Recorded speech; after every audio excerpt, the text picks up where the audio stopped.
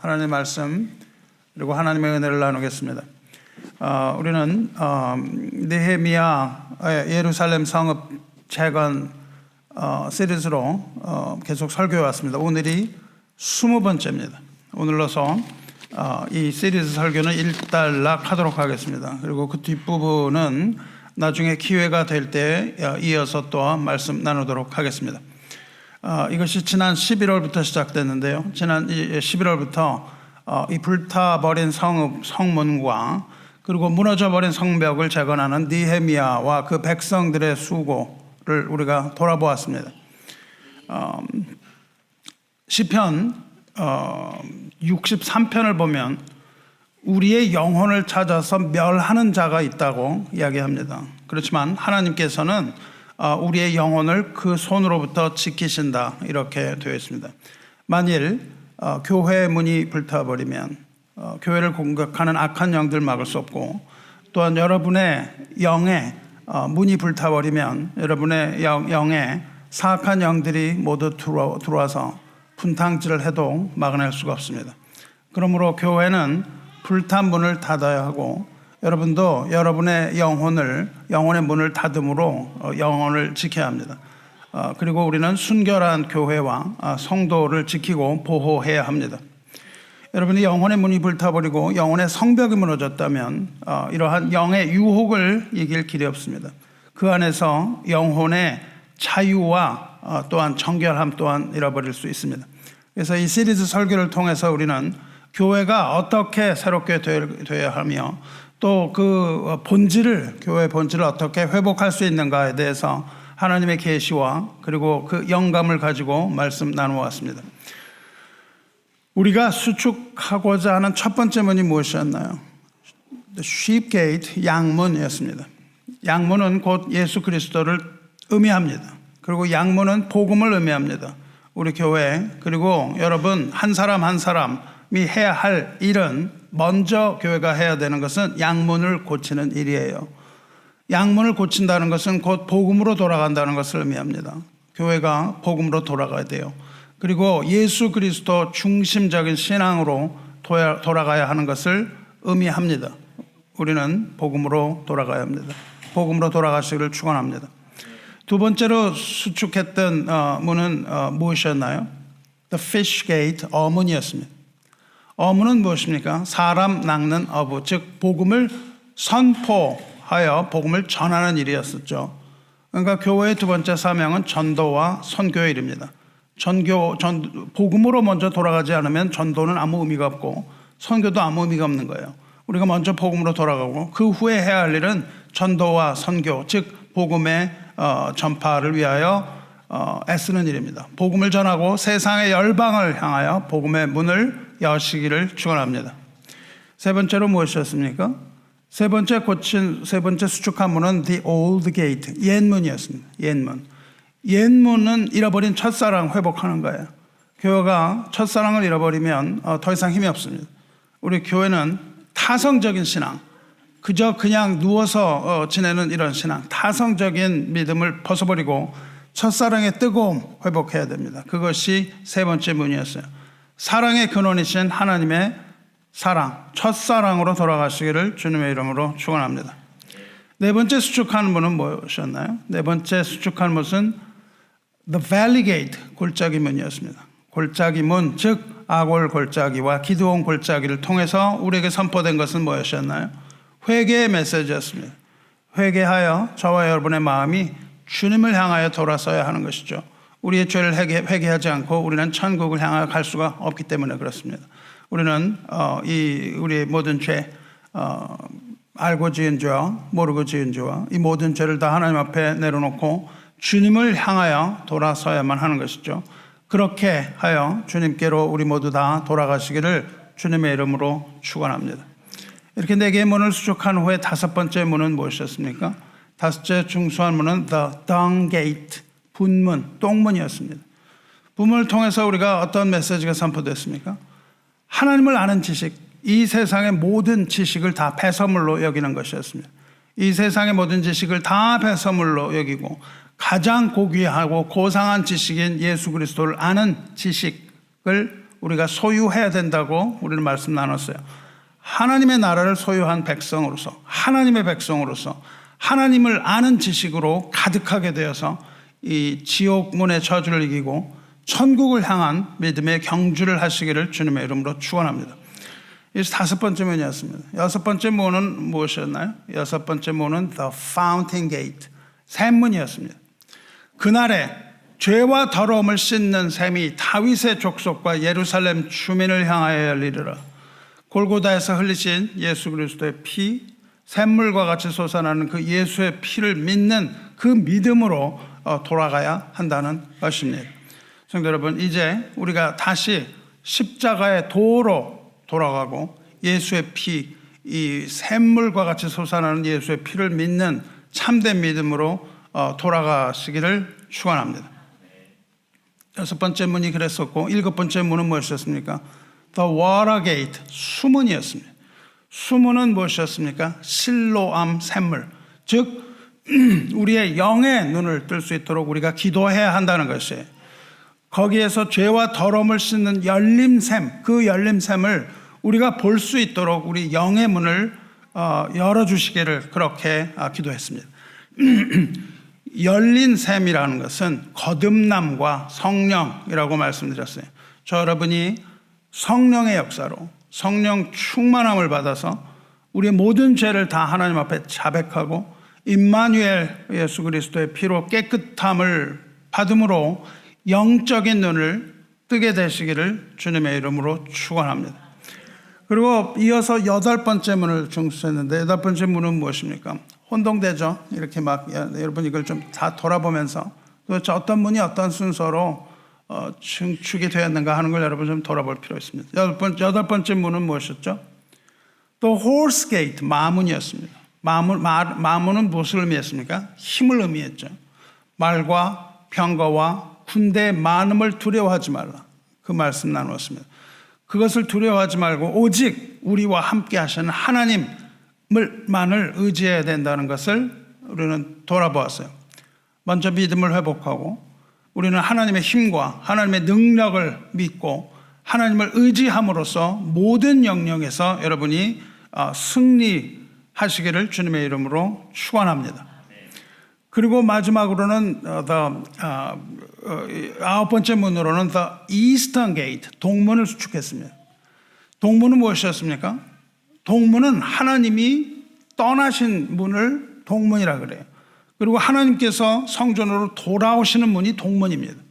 하나님이 다니시는 문, 하나님의 영광이 떠나고 하나님의 영광이 돌아오는 문이에요. 우리는 동문을 통해서 이 세상에 다시 오시는 예수 그리스도를 묵상했습니다. 주님께서 다시 올 때는 동문으로 오실 것이며 우리는 그날 아침에 동문에서 다시 오시는 예수 그리스도를 맞이한다는 것을 배웠습니다. 교회의 동문은 예수 그리스도를 기다리는 재림의 신앙을 갖는 것입니다. 마지막으로 한밉갓 문이라는 것을 묵상했습니다. 그것은 마지막으로 예수님이 오신 후에 일어나는 일, 심판이었어요. 한밉갓이라는 것은 The Inspection Gate, 주님께서 오셔서 우리를 심판하고 판단하시는 그 문입니다. 그러니까 이 모든 것은 양문으로부터 시작하여 한밉갓 문까지, 즉 다시 말하여 예수님께서 어린 양으로 이 세상에 오셨을 때로부터 교회를 세우시고 그 교회를 통하여 하나님께서 구원을 이루어 가시다가 마지막에 재림을 통하여 이 동문을 통하여 다시 오시고 그 후에 이루어지는 심판, 그리고 마지막 날, 이것입니다. 그러므로 교회의 신앙은 언제나 마지막 날을 기다리는 재림 신앙이어야 하는 것이에요. 교회는, 우리는 주님께서 오시는 그 구원의 십자가의 도를 믿고 그 후에 부활을 믿으며 그 후에 예수님께서 다시 오신다는 것을 믿는 거룩한 신부로서의 교회를 말합니다. 이렇게 해서 10개의 문이 증축되는 것을 보았는데 그 4장에는 그 문이 중간 정도 건축을 했을 때 이야기가 4장에 들어왔습니다. 그래서 우리는 4장을 통하여서도 말씀을 계속 이어갔어요. 4장은 무엇입니까? 그 성읍을 재건을 방해하는 세력, 그리고 백성이 당했던 시험, 그리고 이어서 느헤미야의 기도, 그리고 느헤미야의 말씀 선포, 이것에 힘입어서 다시 일어나는 백성의 모습이었어요.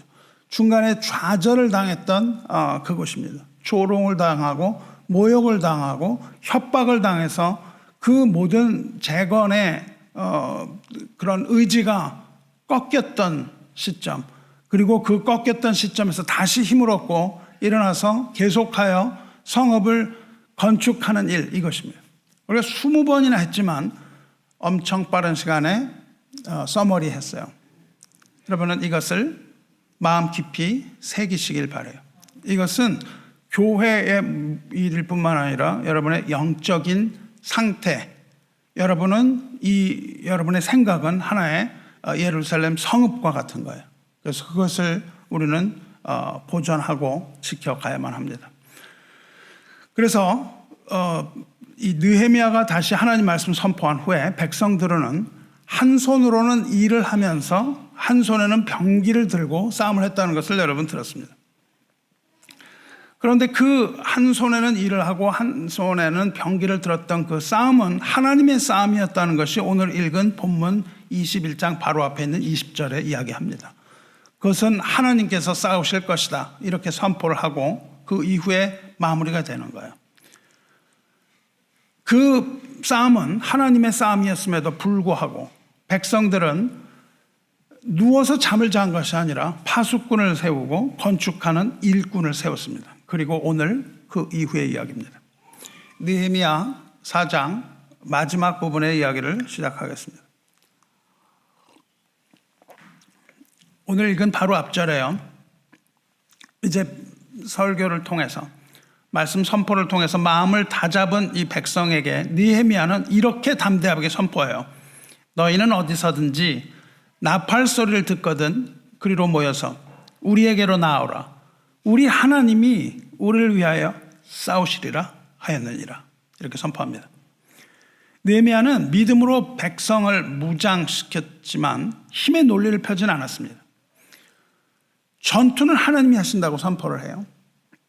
그리고 백성은 오직 하나님의 군사로서 믿음으로 그 전투에 참여하기만 하면 된다는 진리, 이것을 확실하게 선포합니다. 느헤미야는 합리주의자도 아니었고요, 인본주의자도 아니었습니다. 느헤미야는 철저하게 하나님의 능력에 의지하는 하나님 중심적인 신앙의 면모를 우리에게 보여줍니다. 이와 같이 하나님의 주권을 인정하는 하나님 중심적인 신앙을 세우시기 바라요. 오직 하나님의 은혜만을 바라보아야 합니다. 그리고 하나님께 영광을 돌리는 이런 하나님 중심적인 신앙을 지키시기를 바랍니다. 그럼에도 불구하고 하나님께서 모든 것을 하실 것이라고 선포하고는 느헤미야는 백성들을 격려하고 독촉합니다. 낮에는 일하고 밤에는 파수하라, 이렇게 명령합니다. 그 백성들에게 파수하라고 얘기해요. 낮에는 세우고 밤에는 파수하라, 이렇게 말합니다. 그러면 그것이 맞는 일일까요? 낮에는 일하고 밤에는 파수하는 것이 과연 어떤 영향이 있을까요? 시편 127편을 보면 뭐라고 되어 있습니까? 여호와께서 집을 세우지 아니하시면 세우는 자의 수고가 헛되며 여호와께서 성을 지키지 아니하시면 파수꾼의 깨어있음이 헛되도다고 말합니다. 우리 이걸 알아야 돼요. 집을 세우시는 이도 하나님이시오, 그 성읍을 세우시는 이도 하나님이라는 걸 알아야 합니다. 뿐만 아니라 성을 지키시는 이도 하나님이라는 것을 알아야 돼요. 그런데 이것을 또한 알아야 됩니다. 집을 세우는 게 하시는 분도 하나님이라는 걸 알아야 돼요. 집을 세우시는 분도 하나님이지만 집을 세우게 하시는 분도 하나님이고, 성을 지키시는 분도 하나님이지만 성을 지키도록 파수꾼을 세우시는 이도 하나님이라는 것을 알아야 합니다. 그래서 느헤미야와 백성들은 예루살렘 성읍을 세우는 자들을 세웁니다. 그러나 그 수고가 하나님이 세우지 아니하시면 헛되다는 것을 알려주는 거예요. 또 파수꾼을 세워서 적들의 침입을 경계합니다. 하나님을 믿는 사람들은요, 하나님께서 하신 일을 기대해야 돼요. 그거를 기대하지만 각각 자기에게 주어진 일을 충성되게 이행해야만 한다는 것을 우리에게 알려줍니다. 진정한 신앙은 나를 의지하는 신앙, 그 마음을 버리고 오직 하나님을 의지하는 믿음에 근거해야 되는 거예요. 그렇지만 우리가 하나님을 의지하는 마음이 커지면 커질수록 우리는 삶의 현장에서 더욱 큰 열심을 내지 않을 수가 없다는 겁니다. 하나님을 의지하는 사람에게 나타난 현상이에요. 우리가 하나님을 의지하노라 이렇게 말하면서 우리 삶의 현장에서 게으른 자야말로 진정한 인본주의자입니다. 그거는 하나님을 의지하는 것이 아니에요. 하나님을 의지한다면 우리 삶에 그것이 나타나지 않을 수가 없다는 겁니다. 우리가 이런 설교를 통해서 여러 가지 나누었지만 이 교회의 모든 문제는 우리가 해결할 수 있는 것은 하나도 없습니다. 우리가 해결하지 못하는 거예요. 우리 영의 문제도 우리가 해결할 수 있는 것은 없습니다. 우리 교회의 모든 문제는 교회의 머리이신 주님께서 하나님의 뜻을 따라서 하나님의 방법으로 모든 일을 다 하실 겁니다. 하지만 우리는 어떻습니까? 우리도 또한 우리의 일을 하면서 죽도록 우리가 주님께 충성해야만 하는 겁니다. 이제 설교가 20회가 되었는데 여러분 어떤 마음을 가지셨나요?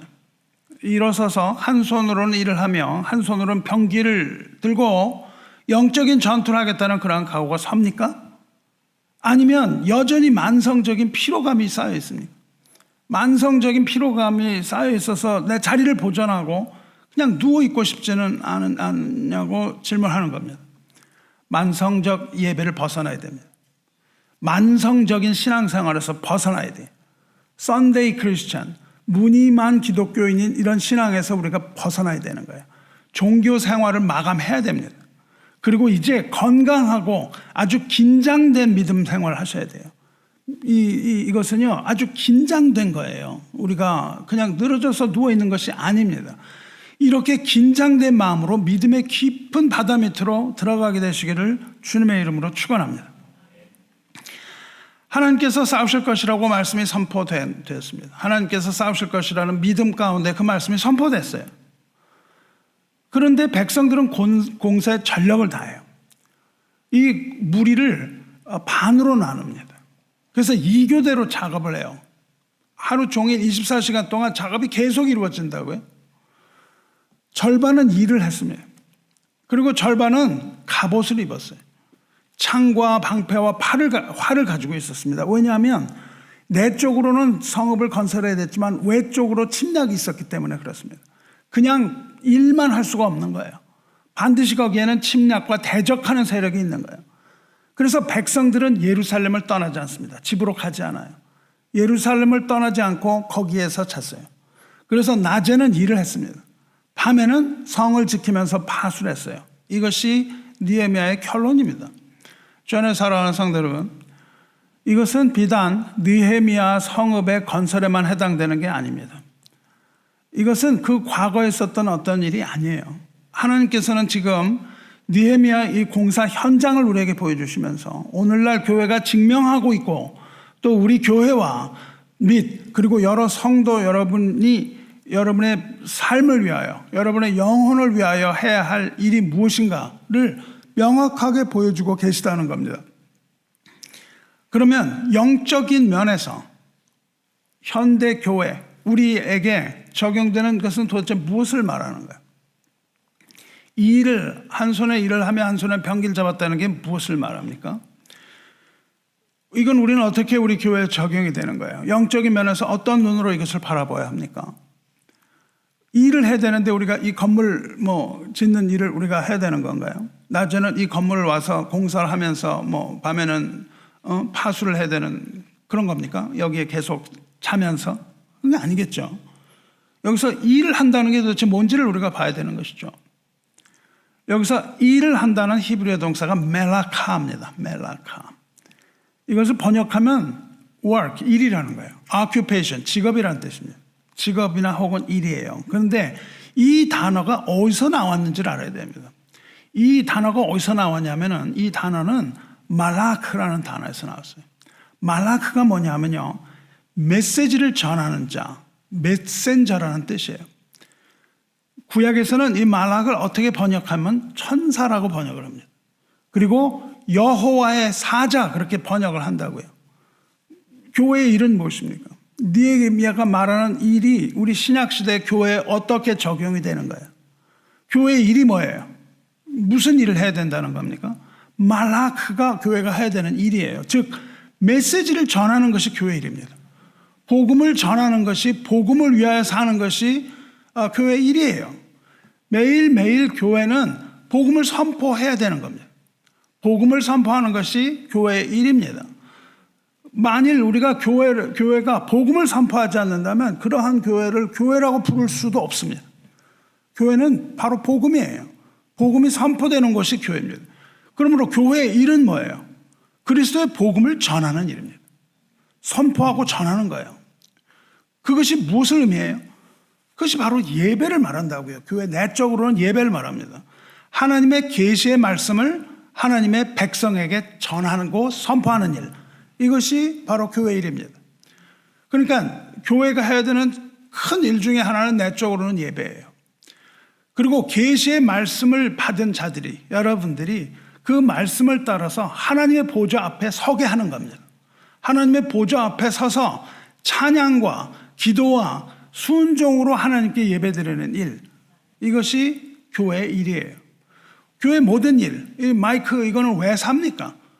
이거는 설교를 위해서 하는 것이죠. 설교는 왜 하는 것이에요? 하나님의 백성에게 하나님 말씀을 선포하는 일입니다. 그러므로 이 마이크는 거룩한 마이크라고 할 수 있는 것이에요. 이 교회 건물은 우리가 건물 자체로는 아무 의미가 없지만 이것을 통하여 하나님의 백성들이 예배를 드릴 때 이것은 거룩한 건물임에 분명합니다. 그리고 여러분이 입고 있는 모든 옷과 우리가 나와서 여러분의 자동차를 타고 나와서 예배드리는 이 모든 것, 우리가 영과 진리로 하나님께 예배드릴 때 이 모든 것이 다 거룩한 것이 되는 것을 믿으시기 바라요. 우리가 할 일은 하나님께 예배드리는 거예요. 가장 중요합니다. 우리가 해야 하는 일은 교회를 세워가는 거예요. 이 교회를 세워간다는 것은 뭐 건물 짓고 그런 것을 말함이 아니라 진정한 예배를 드리는 장소가 되는 거예요. 복음이 살아 숨쉬는 장소가 되어야 돼요. 그리고 하나님의 말씀이 선포되는 곳, 그리고 예수 그리스도 안에서 하나님의 말씀을 따르는 성도를 세워가는 일, 이것이 교회의 일입니다. 여러분을 세워가는 것이 바로 하나님의 성전을 지워가는 거예요. 왜냐하면 여러분이 하나님의 성전이기 때문에 그렇습니다. 여러분이 성장을 하는 것이 교회의 성장입니다. 교회의 성장은 어떻게 외적인 육적인 사람들로 교회 예배당을 가득 채우는 게 아니에요. 영적인 사람들로 거듭나게 하고 영적인 사람들이 복음에 순종하게 하는 것, 이것이 바로 교회의 할 일입니다. 이것을 이것을 하지 않는다면 교회라고 할 수 없어요. 그런데 그리고 예배를 드릴 뿐만 아니라 이 열방을 그 예배로 초대하는 거예요. 그걸 우리는 뭐라고 그러냐면 전도와 선교라고 말합니다. 그러니까 내적으로 예배가 가장 중요한 핵심이고요. 그 다음에 외적으로 모든 사람을 그 예배로 초청하는 거예요. 복음을 전해서 예수를 전함으로 이 예배의 장소가 천상의 예배의 장소가 될 수 있도록 그렇게 만드는 것입니다. 그런데 이것이 순조롭게 진행될 수가 없다는 겁니다. 왜냐하면 하나님을 대적하는 악한 영들이 진을 치고 끊임없이 하나님의 교회를 대적하고 회방하고 있기 때문입니다. 그래서 낮에는 일을 하며 밤에는 파수해야 되는 거예요. 그것이 낮과 밤의 차이입니다. 파수는 밤에 깨어 있어서 적이 오는지 보초 서는 것을 파수라 그래요. 밤잠을 자지 않는 것이 파수가 아니고요. 잠만 자지 않으면 무슨 소용이 있겠습니까? 적이 오는지 아는지 긴장된 마음으로 바라보고 있어야 파수가 되는 거예요. 파수를 watch라고 영어로 번역을 하는 이유입니다. awaken 이런 말도 하지만 watch라는 단어를 써요. 밤잠을 자지 않고 적의 침공으로부터 지켜내는 것, 이것이 바로 파수꾼의 의무입니다. 느헤미야 4장이 이렇게 끝나죠. 나나 내 형제들이나 종자들이나 나를 따라 파수하는 사람들이나 우리가 다 우리의 옷을 벗지 아니하였으며 물을 기르러 갈 때에도 각각 편기를 잡았느니라 하고 끝이 납니다. 나나 내 형제들이나 종자들이나 나를 따라 파수하는 사람들이나 뭐 한 사람도 빠져서는 안 된다는 거예요. 사랑하는 성도 여러분, 교회는요 아주 악습이 있습니다. 뭐예요? 한두 사람만 일을 하는 거예요. 통계를 보면요 8%만 일을 합니다. 나머지는 다 누워서 노는 거예요. 그걸 교회 악 현상이라고 저는 생각을 합니다. 그게 아니라요 성도 중에 한 사람도 낙오되는 사람이 없어야 되는 거예요. 조금만 일을 하나씩 하는 겁니다. 복음을 세워감에 있어서. 성도 여러분, 여러분 중에 한 사람도 낙오되는 사람 없이 뒷짐지고 있는 사람 하나도 없이 모든 성도가 다 교회를 세우는 일에 참여하시기를 독촉하고 촉구합니다. 모두가 다 깨어 있어야 되는 거예요. 느헤미야와 모든 백성은 밤에도 옷을 벗지 않았다 그렇게 되어 있잖아요. 그 긴장감을 가져야 되는 거예요. 잠옷을 입고서 어떻게 파수할 수 있겠습니까? 우리가 옷을 벗고 파수할 수 없어요. 옷을 입고 밤에 보초를 서라는 거예요. 물을 기르러 갈 때도 무기를 놓지 않았습니다. 왜 그랬을까요? 다급한 상황이기 때문에 그래요. 아주 급박하다고요. 지금 다급한 상황이 발생했을 때 신속하게 대처해야 됐기 때문이에요. 옷을 벗으면 안 됩니다. 우리 교회가 주소가 뭐죠? 400 Great Road, Bedford, Massachusetts 01801. 이게 우리 교회 주소입니다. 여기가 Great Road예요. 큰 길이 Great Road인데 이게 저쪽으로 가면 매사추세츠 애베뉴로 바뀌어요. 그걸 쭉 따라서 계속 가면은 MIT 나옵니다. 그레이트 로드를 타고 차로 5분 가면은 렉싱턴, 뭐 조금 가면 렉싱턴이죠. 렉싱턴 여기서 5분 차로 드라이브 하시면 미닛맨 배럴 그린이라는 데가 나와요. 배럴 그린을 가면은 거기에 총을 들고 서 있는 군인의 동상이 하나 서 있습니다. 가보셨죠? 여기 시골 학교 수학여행 그런 거 오면 밤낮 다 거기 가야 돼요. 거기에 그 군인이 하나 써 있습니다. 거기에서 군인이 하나 썼는데 그 사람 이름이 뭔지 아세요? 존 파커, 캡틴 존 파커, 존 파커 대위입니다. 존 파커는 렉싱턴 미닛맨 부대 지휘관이었어요. 미닛맨이라는 것은 뭘 의미하냐면요, 미국 독립전쟁의 민병대의 한 부대였습니다. 아시다시피 미국은 독립전쟁을 통해서 영국의 식민지에서 벗어나게 됐죠. 그 동상 뒤에 가면은 교회가 하나 나오죠. 그레이스 채플. 그레이스 채플이 바로 뒤에 있습니다. 그레이스 채플에 들어가는 길 이름이 뭐냐면 밀리샤 드라이브입니다. 옛날 사무실 거기가 밀리샤 드라이브 있었어요. 밀리샤 드라이브의 밀리샤라는 건 뭘 뜻합니까? 밀리샤라는 거는 의용군, 민병대를 밀리샤라고 불러요. 그러니까 그 부분이 뭐 민병대하고 관련이 많이 있었다는 걸 여러분 알 수 있습니다. 미닛맨의 그 군인이 미닛맨의 지휘관이었는데, 미닛맨은 뭐냐면 그 밀리샤 민병대의 수색 부대에 해당합니다. 수색 소대 정도 되는 거예요. 이 미닛맨이 이 독립전쟁의 첫 총성을 울린 부대입니다. 여기 여러분 콩코드 가시면은 거기서 노스브리지라는 데서 영국군하고 미국군이 접전을 해요. 그러다가 막 움직여 와서 요 렉싱턴이라는 곳에 와서 그 앞에서 총성이 들려요. 총을 쐈다고요. 이 첫 전투를 이끈 민병대의 이름이 바로 미닛맨이에요. 그리고 그 격전지가 렉싱턴 배럴 그린입니다. 근데 그 전투는 오래가지 않았어요. 금방 끝났습니다. 영국군이 졌어요. 영국은 신사의 나라예요. 그래서 싸움을 할 때 이렇게 딱 일렬 종대로 서서 조준, 이렇게 해갖고 총을 장전, 조준, 발사 그러고 쏘는 거예요. 그러니까 양쪽 군대가 서서 서로 총을 쏘는 겁니다.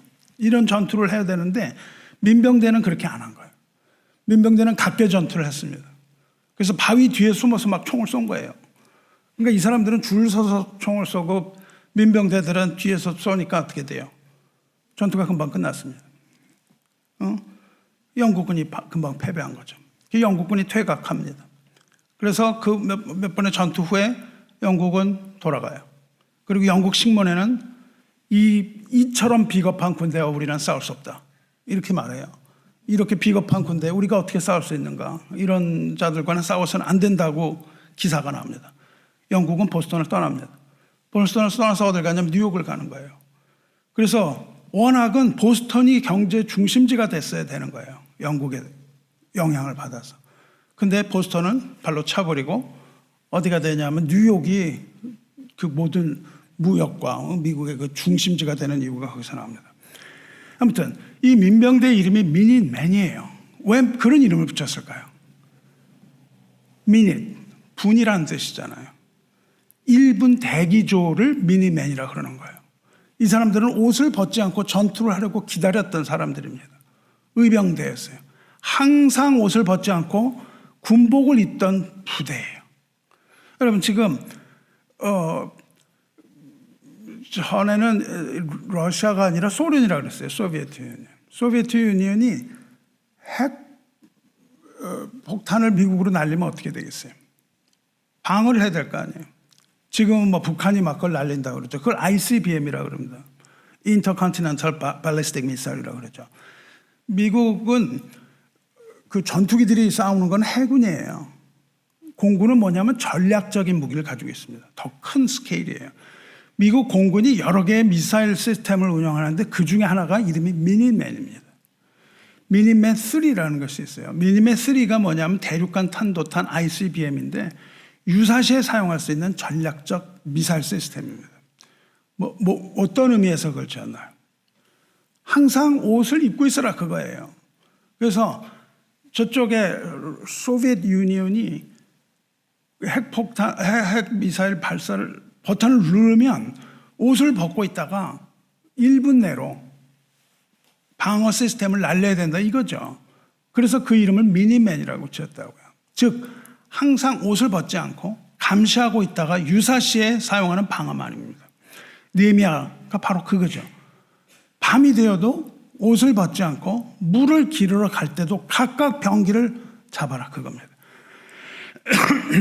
우리는요 이러한 시대에 살고 있다는 것을 알아야 합니다. 바로 이러한 시대에 언제든지 핵무기가 날아올 수 있는 겁니다. 이것을 우리 상황에 적용해 봐야 돼요. 이 상황이 바로 오늘 우리가 읽은 로마서 13장이에요. 바울은 지금 그 얘기를 하고 있다고요. 그것은 바울의 시대뿐만 아니라 지금 오늘날 우리가 처한 상황이기도 해요. 한번 살펴보겠습니다. 11절 보세요. 로마서 13장 11절 보시면 또한 너희가 이 시기를 알거니와 바울을 지금 시기에 대해서 언급해요. 시기라는 게 무엇입니까? 시기라는 것은 물론 계절이란 뜻입니다. 계절. 즉 주어진 때예요. 어떤 계절이에요? 이 시기는 우리가 자다가 깰 때라고 얘기를 해요. 지금은 자다가 깰 때다.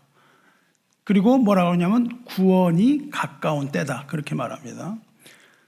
그러니까 이 때는 뭘 말해요? 주님의 재림의 때를 말하고 있다고요.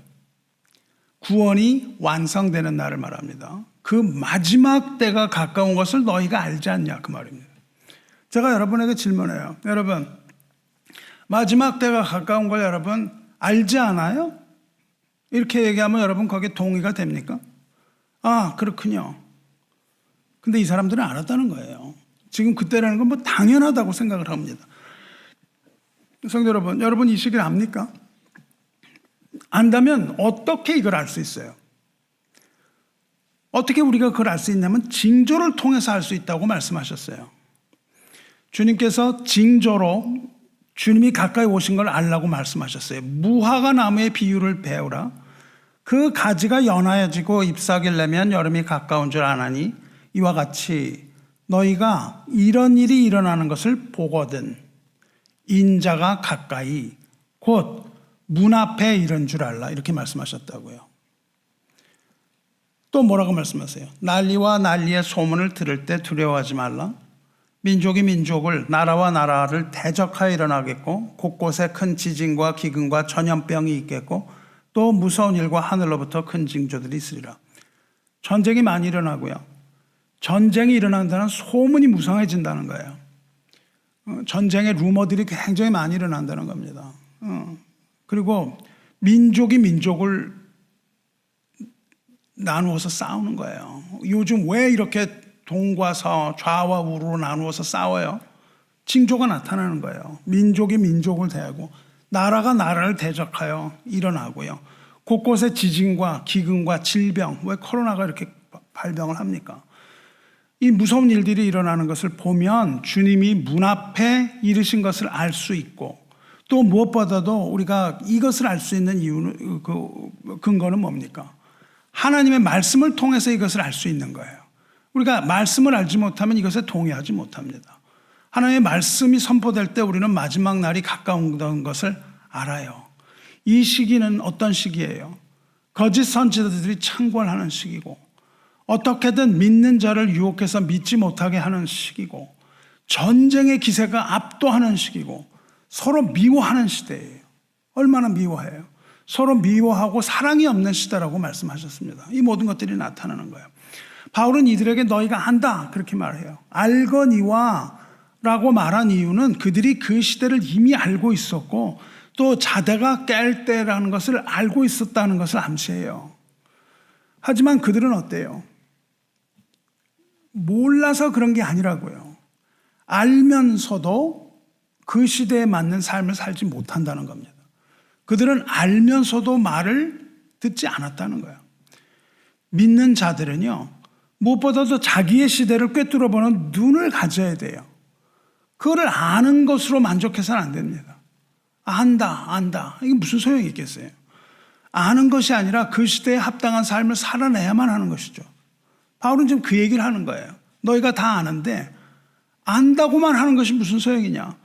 너희가 거기에 합당한 삶을 살아야 되지 않겠냐? 그 얘기를 하고 있다고요. 말씀을 통해서 우리가 이 시대를 분별하는 지혜를 얻으시고 하나님의 뜻을 따라서 하나님께서 기뻐하시는 삶을 삶으로써 하나님께 영광 돌리시기를 우리 주 예수 그리스도의 이름으로 축원합니다. 본문에서 바울은요, 구원의 때가 가까웠대요. 그렇게 얘기하면서 다가오는 이 종말에 대해서 각 성도의 각성을 촉구하고 있습니다. 여러분, 여기서 몇 가지 단어에 주의를 해야 돼요. 반복적으로 사용합니다. 밤과 낮이 있다 그래요. 밤과 낮이 비교됩니다. 그리고 잔다는 말과 깬다는 말이 반복돼요. 또한 옷을 벗으라 그리고 옷을 입으라 이것을 계속 반복합니다. 여러분, 교회는 잠을 자고 있다는 겁니다. 잠을 잔다는 말은 깬다는 말과 반대예요. 잔다는 것과 깬다는 것이 반대잖아요. 잠은 언제 자요? 잠은 밤에 잔답니다. 밤을 자는 것은 밤이며 낮이 오면 새벽이 오면 잠에서 깨어나야 되는 거죠. 만약에 새벽이 왔는데도 잠에서 깨어나지 못하는 건 뭐예요? 죽음이죠. 그것은. 그럼 여기서 밤은 어느 때를 말하는 거고 낮은 어느 때를 말하는 거예요? 예수님께서 이렇게 말씀하셨어요. 요한복음 9장 4절에서 때가 아직 낮음에 나를 보내신 이의 일을 우리가 하여야 하리라. 밤이 오리니 그때는 아무 일도 일할 수 없느니라. 예수님의 말씀의 낮은 뭐예요? 낮은 빛이신 예수께서 어둠의 이 세상에 오셨을 때가 낮입니다. 그래서 낮이라는 건 뭐예요? 예수께서 이 땅에 처음 오셨을 때가 낮이에요. 하나님의 아들이신 예수께서 이 세상에서 오신 때가 낮이에요. 그때는 뭐예요? 뭘 하셨대요? 아들을 보내시니 누구예요? 하나님이죠. 낮에, 즉 예수님이 이 땅에 계실 때는 하나님의 일을 하셨다는 겁니다. 하지만 밤이 온다고 말씀하셨어요. 밤은 언제를 말해요? 밤은 주님이 십자가에 죽으시고 부활 승천한 후 이 세상을 떠나신 후가 밤이라고요. 그러니까 예수님은 이 땅에서는 일을 하지 않으셨죠. 그리고 지금 사도 바울은 다시 뭘 얘기합니까? 이제 밤인데 낮이 온다고 얘기를 하고 있다고요. 그럼 여기서 바울이 말하는 낮은 어떤 걸 말해요? 네, 바울은 지금 다시 낮이 온다고 말하죠. 뭘 말합니까? 낮은, 바울이 말하는 낮은 바로 주님께서 다시 이 세상에 오시는 그날, 재림의 날을 말한다고요. 그러니까 낮이었다가 캄캄한 어둠이었다가 예수님이 오심으로 낮이 되었다가 예수님이 승천하시는 잠깐의 기간이 있었고 그 후에 다시 오시는 그날 이후가 영원한 낮이 되는 거예요. 그래서 그 자다가 깰 날은 재림의 날입니다. 어둠은 뭐래요? 어둠이라는 실체는 없습니다. 빛이 없는 게 어둠이에요. 빛이 없으면 어둠입니다. 그렇죠? 요한복음 1장 4절에 5절 말씀이 이렇습니다. 그 안에 생명이 있었으니 이 생명은 사람들의 빛이라. 빛이 어둠에 비치되 어둠이 깨닫지 못하더라. 빛이신 주님께서 오셨을 때 생명이 들어왔다고요. 그리고 이제 빛이신 주님이 다시 오실 때는 영원한 생명이 들어오는 거예요. 이것이 우리가 알아야 하는 진리입니다. 밤은 뭘 말해요? 지금 밤은. 그러니까 지금 밤이라는 건 우리가 살아가는 이 시간을 말한다고요. 현세를 말합니다. 이 시간을 말한다면 낮이라는 건 뭘 말합니까? 곧 오실 주님, 즉 오실 주님이 가져오실 그 하나님의 나라, 이 땅으로 내려오는 새 예루살렘과 새 하늘과 새 땅을 말하고 있는 겁니다. 그런데 교회는 지금 잠을 자고 있다는 겁니다. 잠을 자고 있다는 거예요. 주님께서는 이 마지막 시대의 징조를 말씀하실 때 잠자지 말고 깨어있으라고 말씀하셨어요. 그러므로 깨어있으라. 너희 어느 날에 너희 주가 임할지 너희가 알지 못함이니라. 모르기 때문에 깨어있어요.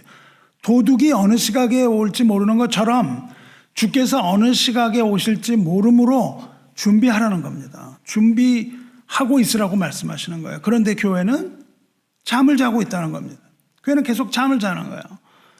여기서 보세요. 잠을 자는 거는 믿지 않는 불신자를 얘기하는 게 아니에요. 오히려 믿노라고 하면서 그 영혼이 각성되지 못한 교회를 말하고 있는 겁니다. 각성되지 못하는 거예요. 말씀에 붙잡혀서 살지 못하고 이 급박한 때라는 것을 깨닫지 못하는 교회.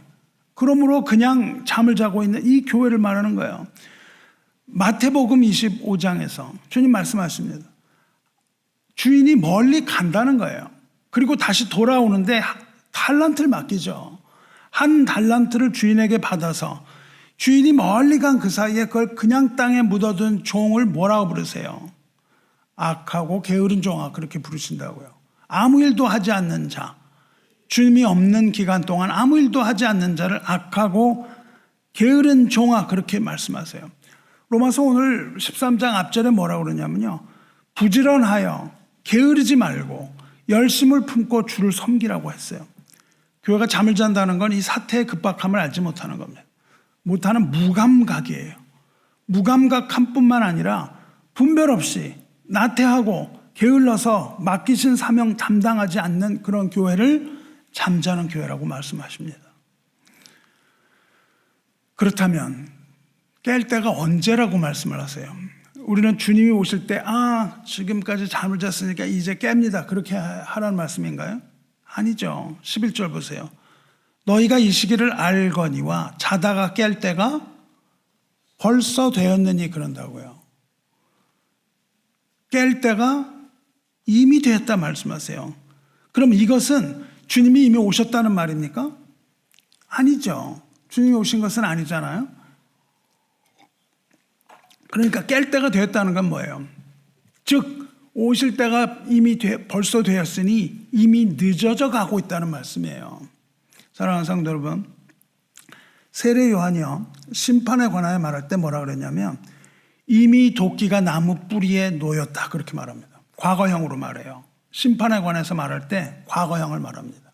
곧 이를 심판에 말할 때 이미 도끼가 나무 뿌리에 놓였으니, 그렇게 말해요. 주님의 재림, 심판의 날은 언제라도 올 수 있다는 뜻입니다. 그럼에도 불구하고 이것을 태만하게 여긴 사람들은 주님의 오시는 날이 더디다고 계속 얘기를 하는 거예요. 그 말에 대해서 사도 베드로 뭐라 그럽니까? 사랑하는 자들아, 주께는 하루가 천년 같고 천년이 하루 같다는 이 한 가지를 잊지 말라. 주의 약속은 어떤 이들이 더디다고 생각하는 것 같이 더딘 것이 아니라 오직 주께서는 너희를 대하여 오래 참으사 아무도 멸망하지 아니하고 다 회개하기에 이르기를 원하시느니라 이렇게 말씀하시죠. 성도는요, 이미 이른 이 시기를 자각해야 되는 거예요. 자다가 깔 때가 언제예요? 바로 이 시점이라는 걸 인식해야 됩니다. 해가 뜬 후에는 늦는 거예요. 해가 뜨기 전에 깨야 되는 거예요. 우리가 깰 때가 언제라는 겁니까? 지금이라는 거예요. 깰 때가 바로 지금이에요. 그렇다면 밤이 깊고 이미 깰 때가 됐다는 것을 이것을 깨달은 성도, 사랑하는 우리 성도는 어떻게 해야 되는 거예요? 12절에 얘기합니다. 밤이 깊고 낮이 가까웠으니 그러므로 우리가 어둠의 일을 벗고 빛의 갑옷을 입자. 어둠의 일을 벗고 빛의 갑옷을 입으라 그래요. 이상하죠? 어둠의 옷을 벗고 빛의 갑옷을 입자고 안 그래요, 그렇죠? 어둠의 일을 벗재요. 낮에는 일을 하고 밤에는 빛의 갑옷을 입어야 되는데 잠을 자는 교회는 뭘 하고 있는 거예요? 낮에 일을 하지 않는 거예요. 복음을 전하지 않는 거예요. 예배를 제대로 드리지 않는 거예요. 선교를 제대로 하지 않는 거예요. 그게 아니라 뭘 하고 있다는 거예요? 어둠의 일을 하고 있다 이거예요. 교회가 어둠의 일을 하고 있다는 겁니다. 그래서 지금 일을 뭐에 비유해요? 옷에 비유한다고요. 어둠의 일을 벗고 빛의 갑옷을 입으라 이랬어요. 성도 여러분, 교회는 무슨 일을 해야 돼요? 아까 예수님 뭐라고 하셨어요? 하나님의 아들을 보내신, 그러니까 아들을 보내신 자 하나님, 곧 예수 그리스도의 복음의 일을 하라는 부르심을 받은 곳이 교회잖아요. 그것이 바로 낮에 할 일이라고요. 이 땅에서 교회가 해야 할 일이에요. 그런데 잠자는 교회는 지금 뭐예요? 밤의 일을 하고 있다고요. 밤의 일을. 잠자는 교회는 빛이신 주님의 일을 하지 않고 어둠의 자식이 돼서 어둠의 옷을 입고 어둠의 일을 하고 있다고 고발하고 있는 겁니다. 어떤 일이 어둠의 일이에요? 잠을 자고 있는 교회가 우리가 하고 있는 일이 뭐예요? 복음이 아니라 뭡니까? 13절에 낮에와 같이 단정히 행하고 행하라 그 말이에요. 단정히 행하라. 그리고 하지 말라는 게 뭐예요? 방탕하거나 술 취하지 말고 음란하거나 호색하지 말며 다투거나 시기하지 말고 이것을 밤의 일이라고 지금 얘기하는 겁니다. 바울은 이건 누가 해요? 개인 한 사람 한 사람이 하고 있다고요. 교회가 하지 않고. 바울이 이 로마서를 어디서 썼죠? 바울이 로마서 쓴 곳이 어디입니까? 고린도 교회입니다. 고린도 교회는 어떤 교회예요? 잠을 자고 있던 교회죠. 고린도 교회는 어둠의 일을 무진장하고 있던 교회예요. 그러니까 바울은 지금 그 어둠의 일을 하고 있던 고린도 교회에서 로마에다가 편지 씁니다. 방탕함과 술 취함과 음란과 호색과 다툼과 이것들이 바로 어둠의 일이라고 지적하고 있어요. 이 어둠의 일은 로마서 1장으로 시작합니다. 1장에서 자세히 나열해요. 뭐라 그래요? 동성애로부터 시작합니다. 동성애로부터 시작을 해요. 1장에서. 그래서 모든 죄를 다 열거합니다. 모든 불의와 추악과 탐욕과 악의가 가득한 자, 시기, 살인, 분쟁, 시기, 악독이 가득한 자, 교회에서 수군수군대는 일, 교회에서 남을 비방하는 것, 능욕하는 죄, 교만의 죄, 부모를 거역하는 죄, 우매하게 알지 못하는 죄, 무정하여 긍휼함이 없는 죄, 무죄비한 죄, 이런 것들을 다 고발합니다. 이런 것들이 바로 뭐라고 얘기를 하는 거예요? 어둠의 일이라는 거예요. 이걸 계속하고 있다는 겁니다. 그리고 이런 일을 하는 자는 사형에 해당한다고 지적하고 있습니다. 그런데 이런 어둠의 일을 하는데 나만 하는 게 아니라는 거예요. 나만 하는 게 아니고 뭐라 그래요? 그게 괜찮다 하면서 자꾸 부추기고 있다는 겁니다. 이것을 로마서가 고발을 하고 있어요. 그런데 이제 그것을 그만두라는 겁니다. 어둠의 일을 벗으라는 거예요. 이제는. 왜? 주님이 오실 때가 되었으므로, 이제 깰 때가 되었으므로 그러한 어둠의 일, 어둠의 옷을 벗어버리고 빛의 갑옷을 입으라고 촉구하는 겁니다. 벗으라는 건 뭐예요? 여기서 벗어버리라. 여러분 옷을 어떻게 벗으세요? 또 입으려고 옷을 입었다가 이 옷 좋네. 옷을 입어갖고 싹 개켜뒀다가 또 입잖아요. 이건 그런 의미가 아닙니다. 옷을 얌전히 벗어서 개어놓으라는 의미가 아니고요. 뭐가 송진 같은 게 찐득찐득 붙은 이런 옷을 너무 더러워서 혐오하여 손도 대지 않고 이렇게 벗어서 던져버리는 걸 말해요. 그렇게 어둠의 일을 벗으라 그렇게 말하는 겁니다. throw off입니다. 옷을 벗어서 다시는 그 옷을 입지 말고 어둠의 일이 다시는 우리를 침범하지 못하도록 영원히 버리라는 거예요. 물론 이런 더러운 죄의 옷이 우리를 조여오므로 우리는 어떻게 할 수 없는 이 곤란함에 있습니다. 여러분, 옷을 벗을 수가 있습니까? 너무 아까워요. 아깝죠? 이거 어저께 샀는데 오늘 이거 더럽다고 너무 어렵습니다. 이 더러운 죄의 옷이 우리를 덮고 있기 때문에 우리의 힘으로 이것을 완전히 벌써 버릴 수가 없습니다. 이것을 완전히 파괴할 수가 없어요. 이 죄의 옷은 언제 파괴됩니까? 이거는 예수 그리스도께서 재림하셔야 파괴돼요. 그래야만 이것이 없어지는 겁니다. 근데 우리가 할 수 있는 건 있다는 거예요. 뭐예요? 벗어버리는 일입니다. 이것을 우리는 벗어버려야 되는 거예요. 어둠의 일, 이 어둠의 옷을 벗으라고 얘기합니다. 그 후에는 어떻게 해야 돼요? 벗은 채로 있는 게 아닙니다. 빛의 갑옷을 입으라는 거예요. 마틴 루터는 이 빛의 갑옷을 의의 갑옷이라고 불렀어요. 존 켈빈은 이것을 믿음의 빛이라고 불렀습니다. 빛의 갑옷은 뭐예요? 영적으로 빛, 즉 낮에 속하는 모든 행위, 모든 원리, 우리의 행함의 방법을 말합니다. 어둠의 일에 반대되는 건 뭐예요? 빛의 일입니다. 그것을 일이라고 안 그랬어요. 그렇죠? 앞에는 일을 벗어버리고 뭘 입으래요? 갑옷을 입으랍니다. 즉 이것은 갑옷입니다. 죄와 악을 대항하는 영적 전쟁이에요. 여러분, 이 세상은 두 종류의 사람으로 나뉩니다. 하나는 어둠의 사자, 마귀의 영에 의해 지배를 받는 무리예요. 또 다른 한 무리는 누굽니까? 빛의 왕, 평강의 왕에 속한 무리입니다. 요한은 이것을 일컬어서 뭐라고 불러요?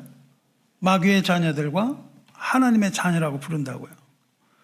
의를 행하지 아니하는 자나 형제를 사랑하지 아니하는 자는 하나님의 자녀가 아니요 마귀의 자녀라고 요한일서가 고발하고 있습니다.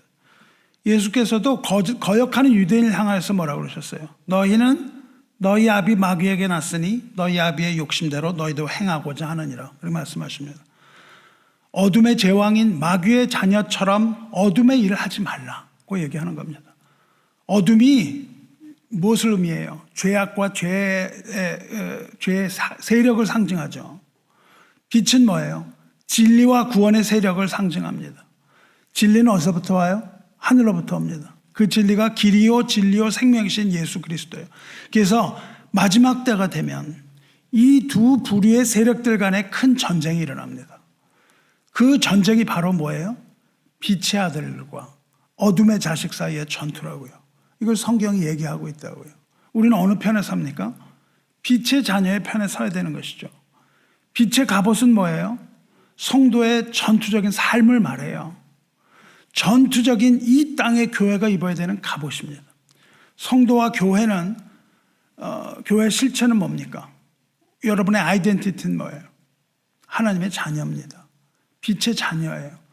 빛이신 하나님의 자녀입니다. 그러므로 우리는 하나님 백성으로서 그리고 하나님 자녀로서 합당한 삶을 살아내기 위해서 우리에게는 전투가 필요한 겁니다.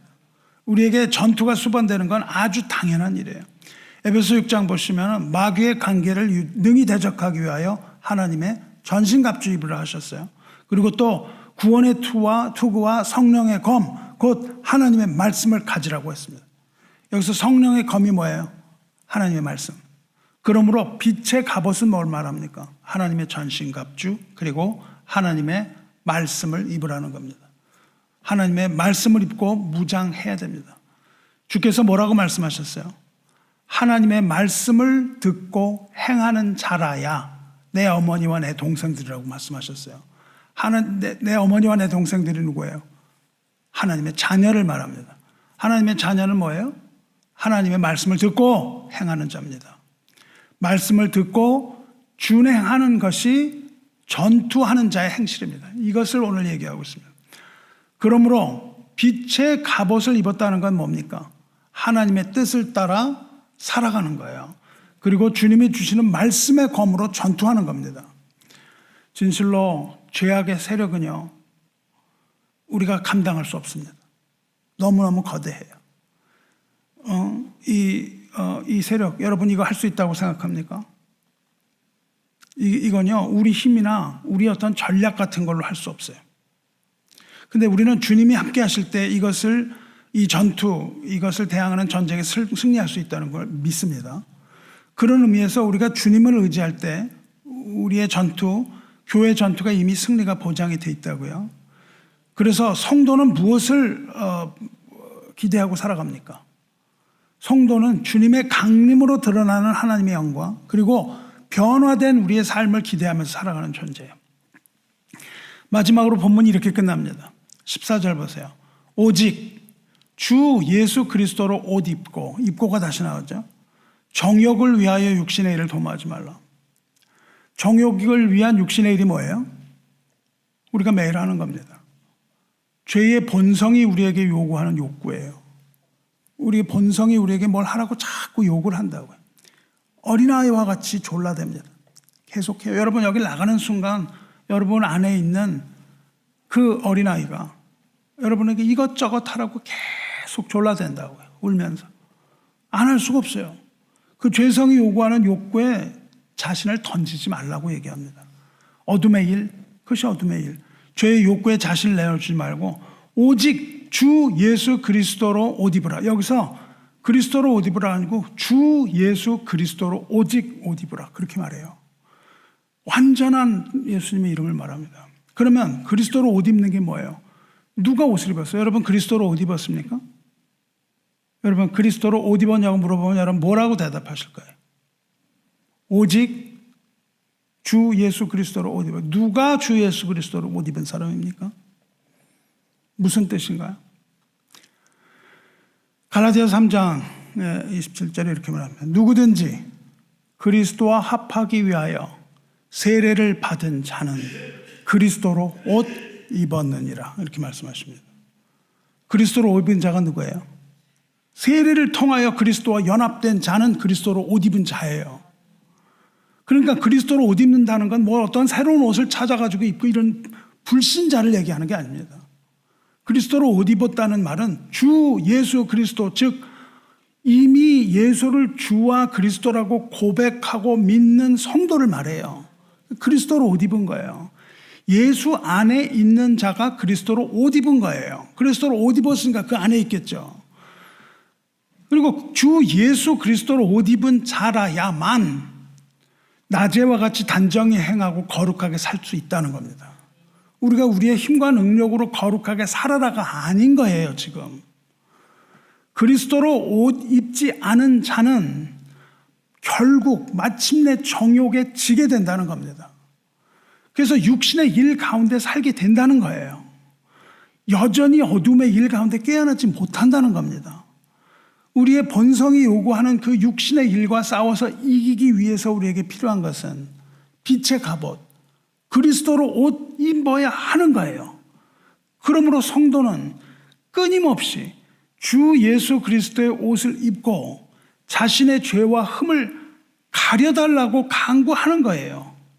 말씀으로 나를 두르고 이것으로, 이 빛의 갑옷으로 나의 죄와 허물을 가려달라고 끊임없이 간구하는 겁니다. 내가 이것을 벗고 나가서 나의 의로 싸울 수 없다니까요.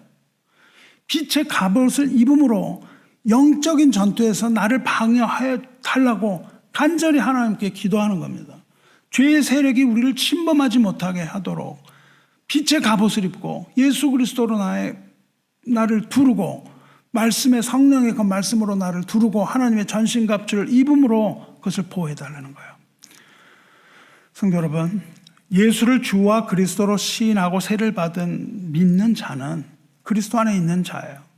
그러므로 근본적으로 사탄의 세력에서 벗어나서 해방됐다는 것을 믿으시기 바랍니다. 그런데 성도 여러분, 우리가 비록 거듭남과 중생의 경험을 가지고 있어도 그리스도 안에 있을 때라도 아직 우리는 육적인 이 육체 가운데 살고 있는 불쌍한 존재들이죠. 어쩔 줄을 모르고 사는 겁니다. 비록 우리가 지식으로 주님을 안다고 해도 주님 다시 오실 때까지 완전하게 버틸 수 있는 자신이 없는 존재들입니다. 어떻게 할 수가 없어요. 그래서 계속해서 죄를 짓고 삽니다. 인간은 완전하게 타락했기 때문에 우리의 의지로 이렇게 어둠의 못을 완전히 소멸시키는 게 불가능하다고요. 왜 그래요? 에덴에서 범죄에 의해 인간의 의지와 뜻 자체가 사단에게 붙잡혔어요. 이것 때문에 사도 바울은 로마서를 집필하면서도 자신의 괴로운 고백을 합니다. 그게 7장의 괴로운 고백이에요. I painful confession.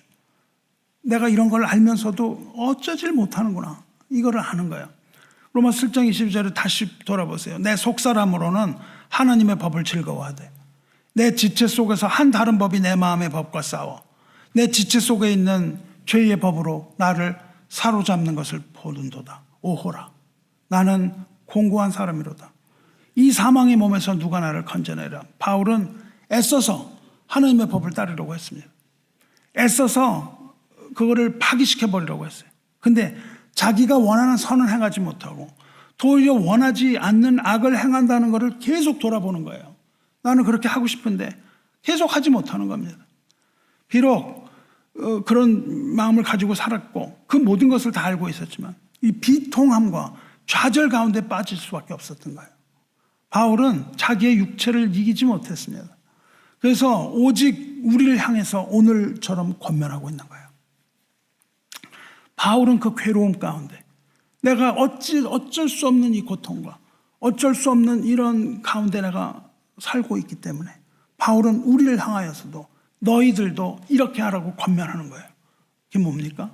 바울이 그 좌절 가운데 우리에게 권면하고 명령하고 있는 게 뭡니까?